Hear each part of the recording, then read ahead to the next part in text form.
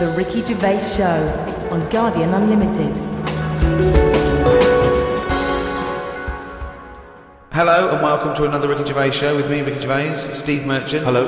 And Karl Pilkington. The 9th in a series of 12 podcasts we're doing for free. Absolutely free of charge. We're getting, we've already done over sort of 2.5 million downloads. We'll probably do 4 million downloads by the end of the series. If I had a quid... I don't even want to discuss it, Rick. You are gutted, I'm aren't you? absolutely furious, because I said to you when we studied this, I said, why, you were going, let's give something free back to the fans, and I was saying, it's not worth it, they don't deserve it. But no, you demanded it, and I want to pay, I want to charge crazy money. I've been a fool. We've had about something like 6,000 emails as well. If we could channel this to good, because you know what I mean, this internet has been set up, billions and billions of dollars go on this cyber highway back and forth, doing good stuff, communicating, sending people into space, commerce, and people, hundreds of thousands of people are sending me pictures of Karl as a monkey. I know, exactly. I mean, it's unbelievable. It's not what this system was created for. Thank you for all your emails as well. That cost us as well a little bit, because they're going through the website, which costs us a little bit of money. It also costs me my precious time, having to wade through the crap that gets sent to us. Thanks to Kieran Gabriel from Merseyside, who sent me a picture of Karl as Bruce Willis. It's the effort. We'll put all these up on the website. David Weinstein has started his own t-shirt range, I Could Eat a Knob at Night. And Paul Devon has sent me this caricature of Karl, and it's brilliant. Again, I think they're wasting their energies. It's actually a brilliant painting of a little round, bald-headed Manx, some sort of like freak creature. Yeah. Whereas he could have done a beautiful painting. But thanks to all those. I have actually waded through the emails, and I obviously, again, like Ricky, I echo the thanks for sending in all the different questions and comments about the show. And there's so many, it's impossible to obviously even reply to them or talk about them. But a couple of that have struck me. Emily from New York has asked Karl this. Karl, if you were on a sinking ship, or you were in a burning building, and you were with myself and Ricky, but you could only save one of us, I don't know why that's the case, but you can only save one of us, who would you save? Would it be Ricky, or would it be me? I think it's a two-man dinghy. Right, okay. Possibly. And we're trapped, and he knows that if he stays there to get both our legs out from under this thing... the girder. Yeah, he dies, so he's got room, he's got time to save one. It's obviously me. It's hard to say, isn't it, at this point? What, because Steve's in the room, you mean? Well, no, just because we don't know what the situation is. Okay, well, let's say we're on a sinking ship, all right? So you're going to have to rescue one of us, drag us into the dinghy. It's going under. You know, in 30 seconds, okay, this ship's going to go under and drag you down, and you're going to die, right? And our legs are trapped, and you've got enough time to untangle one set of legs. Whose legs do you untangle? Now, just because my legs are long does not necessarily mean it's more complicated. No, it's exactly the same amount of time. Just have to make a choice. A terrible choice that Steve would not, hate you for. Well, no, listen. He won't be around for long. He's going to drown in 30 seconds. Forget him. So, bear in mind this, Karl. You are going to be stuck in a dinghy with Ricky Gervais, and who knows how long that's going to take. Think of all the head squeezing that's going to be going on, the comments, the wind up. And do you honestly think that he's going to, if there's any provisions, that he's going to split them evenly with you? I mean, he's going to have drunk all the water, and there's only going to be about half an hour in. The food's going to be gone. Look at his gut. Look how much, of the food he's going to have to eat, the baked beans that you've got on board. Whereas me, you know how generous I am. I'm always sort of helping there you we go, Karl. I think he's put the nail in his own coffin there. You know how generous I am, Karl. Let's talk about that, Karl. Come on, think about that one. Yeah, I mean, have you forgot about that, Steve? What? The time when we went for a coffee, and we had to have a bit of a heated debate about the 50p change. Yeah, you owed me 50p, and you decided you didn't want to give it to me because it was only 50p. And my point was, it's not a question of 50p, it's the fact that it's not your decision to decide not to give it to me. If I wanted to be generous, that's my decision. But you can't go, it's only 50p, Steve. It's my decision. But you just given him a free keg of beer. Yeah. But that did not come to you, and you didn't pay for the free keg of beer. It was a promotional thing that was sent to you. It's the same thing as the way I gave Suzanne my leaving present from my last job. A lot of people may not be aware of this if they haven't heard us talking about it before. Yes, but you had a gift from your work as you were leaving after however many years of service, which you then gave straight to your girlfriend without telling her that it had been received from people at work. Doesn't matter, she wanted a camera. It's the same thing as you. You wanted that lager that I got for free. It hasn't cost you anything, it doesn't matter where I got it from. So you now decide, because you've given me a free crate of lager, that you can now say, actually I'm not, in the future, I'll just take your money, Steve, on a whim. Well, Listen, stop arguing like this. You're rocking the dinghy. Carl, have some of my cheese. Do you imagine he would ever say that? Do you imagine him ever offering you any of his cheese? Are you going to save Carl, mate? I don't want to say. Can we say on the website? Can you just do a little explanation of why on the website? We'll think about it and... I might do a sort of a for and against or something, and then sort of so the conclusion is... Okay, alright. Something like that. Go to rickygervais.com. The Ricky Gervais Show on Guardian Unlimited. Hasta la vista, baby. I'll be back. I'm here to tell you about Friday night comedies on Channel 4. There's 3 great comedies. New Green Wing, it's nearly ready. My name is Earl and the It Crowd, the great new comedy from creator of Father Ted. Get your ass to Mars. Friday night comedy this Friday on Channel 4. Switch it on. I'll be back. Uzi 9mm. Cause it did the boss. The Ricky Gervais Show on Guardian Unlimited. Well, I've been waiting for this for a week. It's a regular feature now. When we read from Karl's diary. Karl decided to keep a diary. He's gone through with it. I can see it there. It's massive. It's a huge desk diary that he has to carry around with him. And the pages are getting full up. You're really keeping to this. Yeah. Right, this is extracts from Karl's diary. Did podcast and went for an Italian with Ricky and Steve. Italian place is good. We've been there a few times. I always have the same thing, spaghetti. Can't remember what everyone else had. Last time we went there, Steve had little octopuses with pasta. You could see that they were octopuses. They hadn't been cut up or anything. My rule is that I only eat stuff that looks nice when it's alive. A cow, a chicken, some fish. An octopus is an odd-looking thing alive. Even worse when it's dead and limp. It looks like it just shouldn't have been sat in the spaghetti. Yeah, I agree with that. Ricky drew another picture of my head. We've given a few of them away as prizes, but he draws so many of them that they won't be worth as much anymore. Everyone will eventually have one. Like those pictures of a boy crying that caused houses to burn down in the 1980s. What does that mean? What are you talking about? Don't you remember if you're listening in America, they might not have made it over there. Is it the sort of like the sugary ones with kids? Like, is it Techikov or something? It's just some kid. My Auntie Nora had one, and it was just like a kid with like a blue jumper on, and it's like a painting, not a photo. Yeah, exactly, yeah. And he's just crying. Like a chocolate box. It's really awful, sort of sugary. And what happened is they found out that a load of houses were being set on fire or burst into flames, whatever. And the weird thing was... Oh, it's bollocks. Every house that burned down had that photo. Yeah, because every house had that picture in the fucking 70s and 80s. Idiot. It's like, we're linking it to sinks. Every house that's ever burned down had a sink. You're talking shit again. Carry on. Wednesday.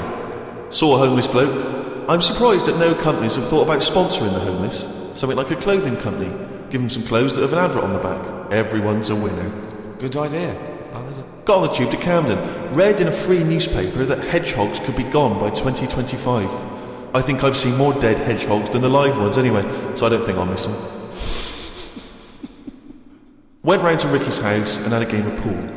It should have been nice and relaxing, but Jane gave me some cake, and Ricky said I can't play pool if my hands are all sticky from cake. It was the sugar, and it wasn't that either. After he'd finished it, they weren't just sticky, he was licking his fingers, sucking his fingers off, and then was going to pick up pool cues and touch things, and I was thinking, go and wash your hands after licking your hands. You're not a cat. This turned into an argument when I said I didn't want to wash my hands. Why didn't he? He goes for a piss all the time without washing his hands, and then squeezes my head. I know I'd prefer to have lemon cake crumbs on my head than knob juice. Was going to do a crossword, but I'm tired and have learnt enough today. What have you learned? Well, stuff about hedgehogs and that.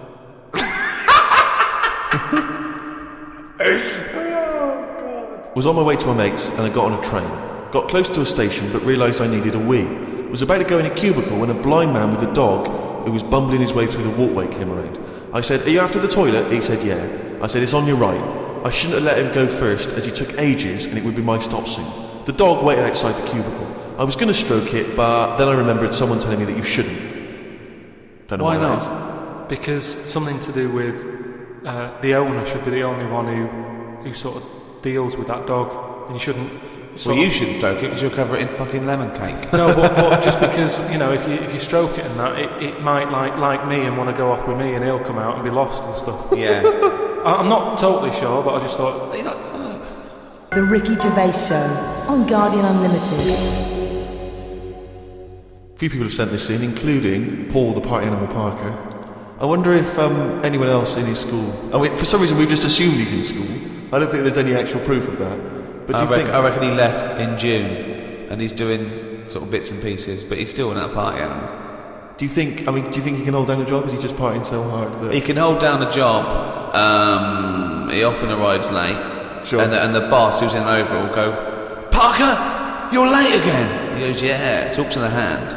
Yeah. I think that he's the sort of guy that he'll just happily say, "Listen, I survive on 4 hours sleep. Yeah. Sometimes I go to work, I've not slept at all." But I think he comes in with his headphones blaring, right, on a skateboard, and the bloke goes up to him, the old bloke, right, the old fuddy-duddy bloke, goes, "You stupid idiot, you can't..." He goes, "Chill out, man," and in 2 minutes, he's got him dancing. Oh, I know what he's like.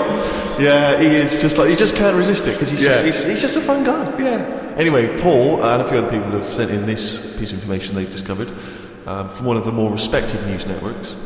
The headline is this: female kidney turns lumberjack onto housework. Right. Now, a Croatian lumberjack apparently has claimed that he started enjoying housework and knitting after he was given a female kidney. He claims he's going to sue his local health authority because he says he's become a laughingstock. He used to enjoy heavy drinking sessions and things. The kidney transplant saved his life, but they never warned me about the side effects. I've developed a strange passion for female jobs, like ironing, sewing, washing dishes, sorting clothes in wardrobes, and even knitting. Well, if he likes it, what's the problem? It's nonsense. It's nonsense. Hold on, though. What makes me laugh is he's become a laughingstock. So what do you do when you become a laughingstock? Tell the newspapers. Well, yeah. Tell the newspapers about it, because then that'll keep it completely under wraps. Then. But it's the sort of medical nonsense that Karl would normally come out with. Absolutely. That you take on the personality of the person who gave you their blood. Exactly. It's like those old horror stories, you get given a murderer's hand. Yeah. And you go around killing. But there can be certain medical things that would change the way you think and would change you as a person. Say like how they can do face transplants now. Yeah. Right? I mean, I don't quite understand how this face transplants work, because do you get a choice of who you have? If you have something done to your face and you go, it's burnt or whatever, or something happens to you and you need a face transplant. Well, if you totally changed your appearance, then you would eventually change because of how people reacted to you. Yeah, but if you gave yourself the head of an elephant, soon you wouldn't be yourself because I wouldn't have that. That's what I'm saying. If they had a catalogue and they said, "Here's some faces you can have, pick which one you want." Yeah. Would you be looked upon badly if you go, "Do you know what? I don't really like the look of any of them. Can I just wait for a better face?" Or at this moment in time, have you just got to take what's on offer? Carl, there's no one looking through catalogues at faces they might be able to have. No, they do now because of the face transplant thing. But who are these people putting their face up for? They wait till someone... Yeah, I know, but at some point... Well, I tell you what, I would not have a face transplant if I haven't seen the face before I'm going to have it. You have to... I want to see what I'm having. Because I could end up with anything. You mentioned elephant's head. What, do you know what I mean? Whose head are they going to use? Is it the latest thing that's died? Oh, well, this got run over before. Yeah, I'll stick this on your head. But where is this come from? Where is his mind? Where his face is queuing up to be popped on a skull? Where do you think they have got time to put all these... Maybe this is why it won't catch on. I don't know. This is extraordinary. You've created in your own head the existence of this pamphlet, and now you're defending it, even though we don't know it even exists. And you're this skull on a hospital bed going, "I'm not having that. I don't like the look of him. He looks a bit shifty. I don't like that." Oh. Can I ask this now? Let's say we'd passed away sadly in something terribly tragic. The nation's mourned. It's terrible. It's like one of the great national disasters. But you, at the same time, you survived the accident, okay, but your face is hideously disfigured. You can take either Ricky's face or mine to have. I'm surprised you're asking this though, Steve. I mean, it doesn't seem like any of them is like a great option. Oh, thanks. And this is what I'm saying about the catalogue. If those two were on offer, I might go, "Do you know what? Pop in again tomorrow. Bring in another booklet."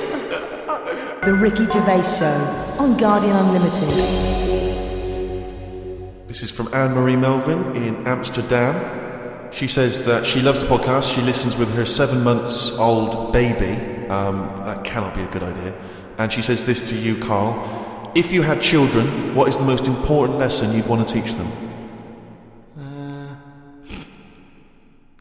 I mean, in a way, if you sort of look after a kid too much, it doesn't learn that much. But if you let it learn by its mistakes, it'll probably grow up all right. But there are some mistakes you can't afford it to make to learn from. Yeah, driving a car the wrong way down a motorway. Testing if the fire really is hot. No, but say like the time... Does broken glass really taste horrible? These are lessons you don't want it to learn from mistakes. You can tell them that. Yeah, but exactly. what I mean is there's certain things that... I just think there was a kid who grew up in our avenue, right, on the estate, who, when it was born, right, we kind of thought he's got no chance, this kid, because its man was a bit of a rumman. A rumman? Where's that? No, just like, she'd like going out and having a fag and like having a drink, and she's never at home. It's the one who had the horse in the house. Sure. Right, which I don't want to go over. Sure, it's old news. It's out there, isn't it, if you want to find out about the horse in the house. But she had a kid, and everyone was pretty surprised when they saw it, because it was a good-looking kid. Yeah. Right? Which was a surprise, because the man wasn't that good-looking, the dad was a bit rough. But it came out, and she was showing it around the avenue, going, "Look at this, I've had." And she was chuffed with it, because it's probably like one of the newest things she's ever had, because everything else was always sort of second down and what have you. But suddenly she's got this brand new little baby, right? Anyway, as it grew up, right, those looks went. Right. And I'm not talking getting old, I'm talking by the age of about 3. It looked rough already, right? And all that just happened because that's the life it was in, right? Yeah. So like it had like a patchy head. Its hair. It had a patchy head. A patchy head. It's just sort of. It wasn't a North American Indian. What do you mean, a patchy head? Just his hair was patchy. He used to chase sort of cars and stuff. Chase cars? Sorry. What do you mean? That's what he did for his. Sorry, did she let it get raised by wolves? No. but all I'm saying is that at the end of the day, what is it that makes a person? Do you know what I mean? Now, I don't know what state he's in now, but maybe he learned all his mistakes by the age of 4. I'm guessing he's not chasing cars now, but at least he's done it. I'm guessing he is. Yeah. Do you know what I mean? At least you can go, yeah, I've been there, done that, and you don't go back to it, and you can get away with doing dafter things when you're a kid, can't you? I nearly killed a man once, right? Okay, right. That time when I was in Wales, and I was having a walk with my dad on the cliffs and that, and I just picked up a big rock, right? Chucked it off the edge, and as I chucked it off the edge, I noticed a fella was walking down below. Jeez. And I missed his head by like inches. Now, I've never chucked a rock off a bridge or like off a cliff or anything. And it only took one man to almost lose his life for you to learn that lesson. Yeah, but that's how you learn your lessons. Yeah. See, a lot of people would have said that maybe your dad should have said, "Hey, Karl, what are you doing?" No, but he didn't know I was doing it. I didn't say I'm going to chuck this off here. I just picked it up and chucked it. And like, as I let go of it, I noticed the fellow was down there. You live and you learn. That's a little mantra. Right. You live and you learn. So the woman who's had the kid, sort of look after it, feed it, make sure it's got shoes and that, but let it roam about. That's great. There's the advice for you, Anne-Marie. I love that. Good luck. Just let your 7-month-old baby roam about.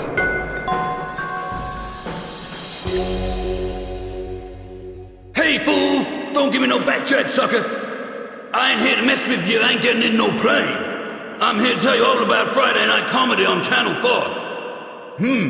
There's 3 great new comedies. New Green Wing, Yeah Fool, that's nearly ready. My Name is Earl, and The It Crowd. They're great new comedy from the creator Father Ted, sucker. Friday Night Comedy this Friday on Channel 4, fool. Switch it on, or I'll be around your house. You stay up all night shivering, cause you be so mad scared.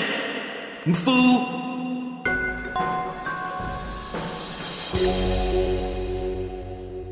Karl, a lot of people are absolutely fascinated to find out how you met Suzanne, your girlfriend of how long? Ages. Yeah. And they can't comprehend how, well, I suppose that there's any woman out there. Well, there's someone for everyone, isn't there? Yeah. That's always my thing. And it's reassuring, I think. We chatted about the face transplants and that. You know, there's a face for everyone. It's philosophy, isn't it? Yeah. I mean, it's really unbelievable. No, there is someone for everyone, no matter what condition you're in or whatever. Yeah. Because I read on the email, someone emailed in an old Chinese proverb. Is it old though? You know the Chinese proverbs don't age well. It's something about everyone, everything, no matter what it is, has got one talent, right? And that's the same way in a relationship, isn't it? That everyone, you know, there's always someone out there. And that I like the Chinese. There's another Chinese proverb that I learned on an email. Go on. He who cuts the wood up warms himself twice. Yeah, it's good. That's good. Yeah. And then someone sent in that one about too many Chinese cooks spoil the broth. Why is that's? I don't know who slipped the word Chinese in there, but I heard it was too many cooks. Well, it was just all sort of Chinese proverbs and that. One of my favourite on the same subject is a camel is a horse designed by committee. What do you mean? Well, it's having a go at the camel, and it shouldn't. But it's just, it's just a metaphor. And if you wanted to design a horse and you had that vision, but you let 12 people in the room have their say, it wouldn't come out as you wanted it to do, and it wouldn't be as good. A vision is more perfect than committee, because everyone having their say, it becomes anodyne, it becomes compromised. Whereas the best things you can do is have an idea and have a vision and auteur that. Rick, can I just say now, I can tell from his look that he's thinking, which committee designed the camel? Well, I'd say, why would you request the ump bit? Because that's just going to get in the way, isn't it? I've always said that about a lot of animals. It's like we've doubled up on a lot of them. We've chatted about elephants and mammoths, one or the other. And that's the same with a camel. I'd have that up there as what they're doing. They were good years ago in the Jesus times and that. Don't need them now. You know what I mean? We've moved on. Well, not people who use camels to cross deserts. What other? I'm communities. going to throw some animals at you, and you tell how you'd have improved them if you'd have been designing them. Okay? The octopus. So I can now go back. I can look at them and go, what are they doing? And where have they gone wrong? What's up with it? How could you improve it? Like the camel, you'd go lose the ump. I'd probably give it a bit more of a body. Cut down on the arms. And give it some bones, because I don't understand all this. Getting in a jar is good. When does it want to get in a jar? It says. Well, it only wants to get in a jar according to your stories. No, but there's something that says it can get in a jar because it hasn't got any bones. But I don't know why it want to do that in the first place. I can't even begin to answer that. Once again, you've claimed that you've read that they like to get in jars. I mean, how do they know that octopus like to get in jars? Oh God, look, you can improve on an octopus. Millions and millions of years of evolution, making it perfect for its surroundings. Okay, another animal for you then, Carl. Giraffe? What are they adding to the world? What are they doing? Well, it's not about what they add to the world, no, but is I thought that's what everything's about. It's about things are here for a reason. No, because they work. The only reason is that they survived. They passed on their genetic material and evolved and was chosen by nature. It was selected. But there seems to be a lot. The reason they're here is because they didn't die.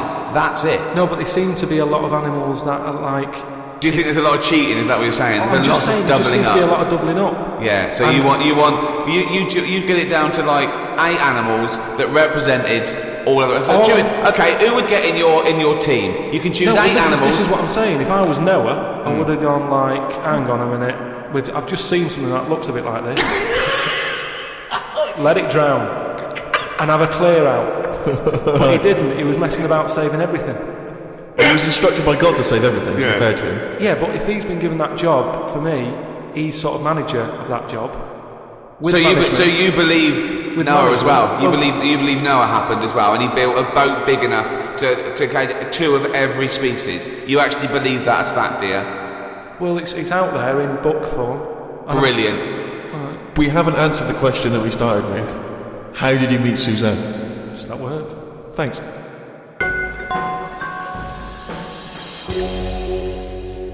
Oh, chimpanzee, that monkey! There was this airline, and was having a lot of problems, and a lot What, of pilot's too tall? Yeah, the cabin was so tiny.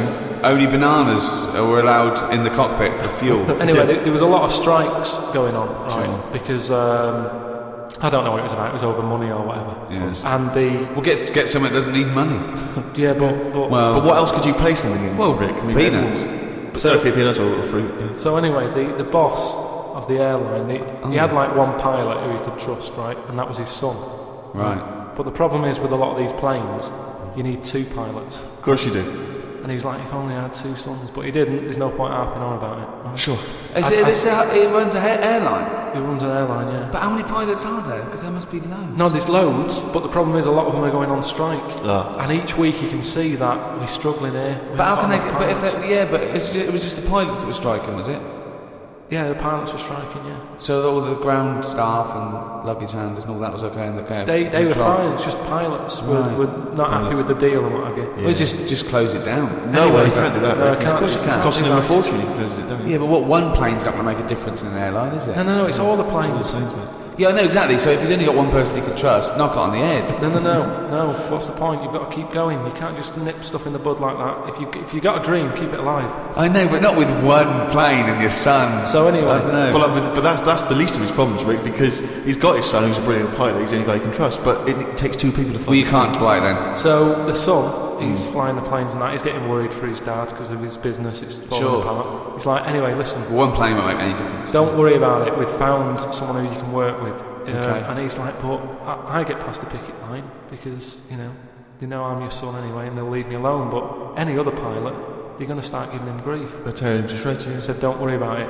Unless you could swing over the heads of all the strikers. He said he's staying over near the sort of quarantine area where all the animals are kept and stuff. Okay. They won't be looking in there. They won't bother.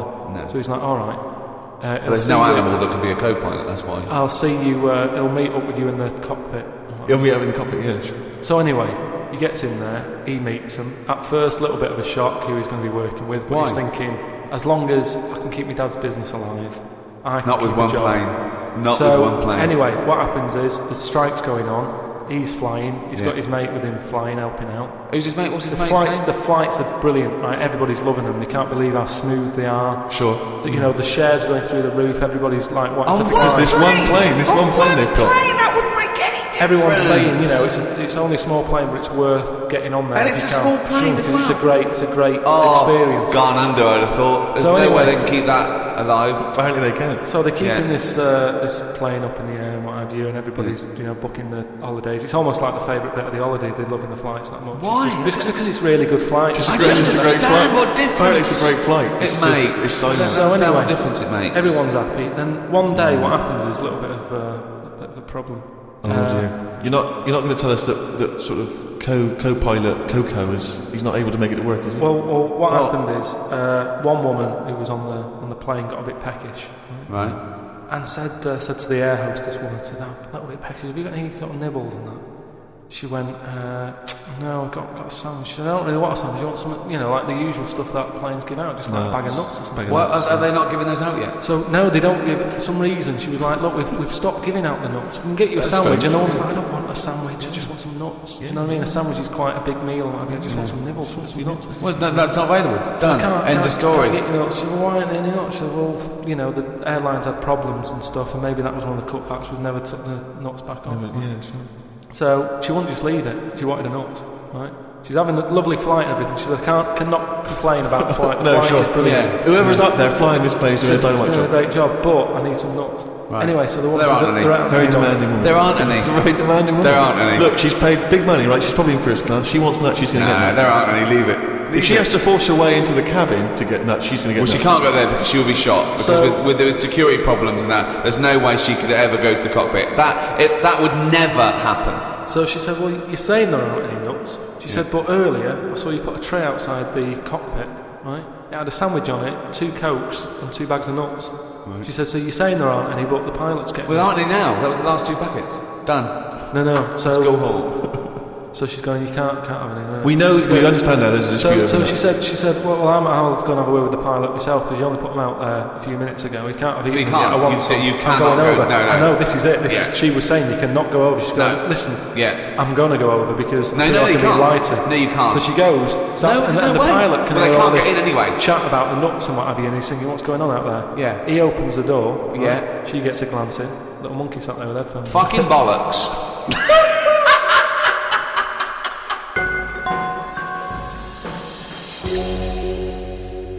Well, that's the end of another podcast. Do register on rickygervais.com. We'll be able to email you and tell you what's happening when we finish this run of podcasts. We might have some downloads. At the moment, we're working on animating all the monkey newses. So look forward to that. The absolute bullshit that is monkey news in all its glory. This was hosted by Positive Internet. Great guys. The great guys that host the world's #1 podcast. Cheerio from me, Ricky Gervais, and Steve Merchant. Goodbye. And Karl Pilkington. The Ricky Gervais Show on Guardian Unlimited.